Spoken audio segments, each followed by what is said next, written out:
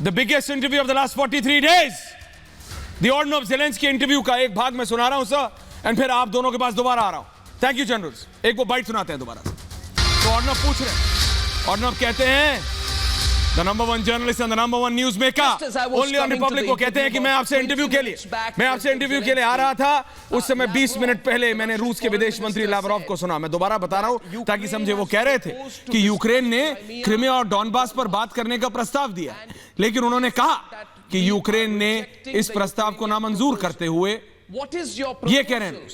पहली बात तो इसका जवाब देते हैं ज़ेलेंस्की की। पहली बात ये अर्नब कि मैं विदेश मंत्री के बात का जवाब नहीं दूंगा। बड़े भाई पहनी हुई है ग्रीन टी शर्ट, लेकिन बहुत ही अकड़ में जवाब दे रहे हैं कि I will only reply back to president Putin. मैं यूक्रेन के विदेश मंत्री का जवाब वो खुद देंगे।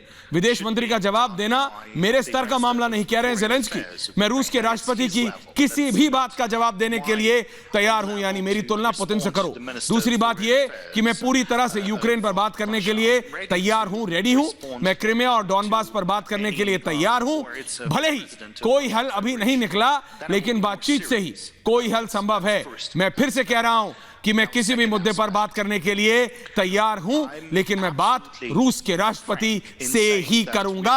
जनरल जियानी ज़ेलेंस्की कह रहे हैं ऑर्डनोव को कि मैं बात करूंगा तो सिर्फ पुतिन से करूंगा। ये आप सुन रहे हैं, वो ट्रांसलेशन आ रही है। और ये एक पहला चंक है, बहुत छोटा सा चंक है। लगातार हमारी टीम, क्योंकि ये इंग्लिश और फिर वो यूक्रेनियन में जवाब देते हैं, फिर उसका इंग्लिश में जवाब आता है। पूरा आपको कट करके हिंदी में हम जल्द सुनाएंगे।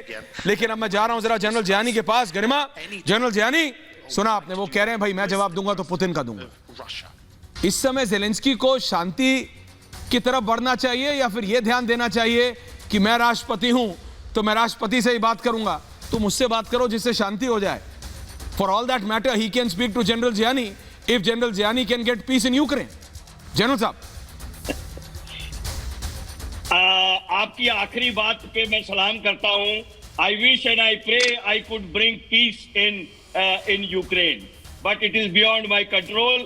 My Prime Minister, Mr. Modi, is trying his best to do that.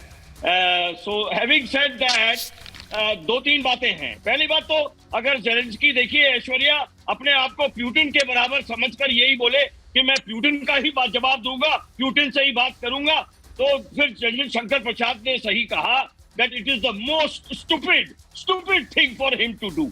अरे भाई, बात किसी से भी करो, सबसे पहले रिक्वायरमेंट है इस समय सीज फायर की, ताकि सीज फायर हो, बर्बादी बचे। ये जो तबाही चल रही है देश में, बम गिर रहे हैं, मिसाइल फायर हो रही है, एयरक्राफ्ट गिर रहे हैं, हेलीकॉप्टर उड़ाए जा रहे हैं, बिल्डिंगें और शहर पूरे के पूरे बर्बाद हो रहे हैं, उनका बचाव करना सबसे पहला कदम होना चाहिए। लेकिन आप स्टुपिडिटी देखिए ज़ेलेंस्की की। वो कहते हैं कि मैं यूक्रेन को बर्बाद करने के लिए तैयार हूं। अरे, किसी भी देश का लीडर क्या अपने देश को कभी भी बर्बाद करने के लिए तैयार होगा? ये कोई बात है? ये कोई अकल की बात है? लेकिन जैसा कि शंकर प्रसाद साहब ने कहा, इसको भड़काया जा रहा है, इसको चने के झाड़ पे चढ़ाया चला जा रहा है। वॉशिंगटन में इसको बड़ा मजा मिलता है जॉइंट पार्लियामेंट को एड्रेस करने में, और वहां से बाइडेन बोलता जाता है लड़ो लड़ो लड़ो। तो उससे मेरा मसला ये निकलता है, मेरा एनालिसिस ये निकलता है ऐश्वर्या, कि ये लड़ाई बाइडेन और प्यूटिन की है, ना कि ज़ेलेंस्की और प्यूटिन।